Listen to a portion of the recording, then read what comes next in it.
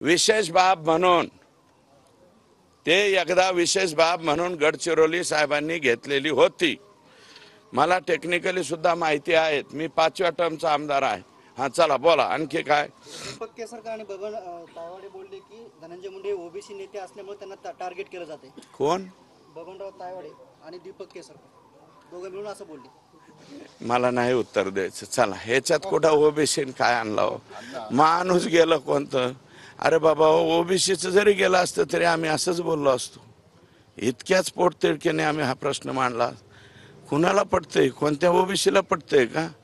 काय दीपक केसरकर, तायवाडे साहेब कुठले तायवाडे? हा, तिथं लय मोठा झेंडा लावलेला आहे हला। हा, हे 5-6 महिन्याची निळफिळीची सोय झाली, काही बोलते ते। चला, काय सोय झाली की निळी तर सुरेश धस यांची ही माध्यमांना दिलेली प्रतिक्रिया आपण ऐकलेली आहे।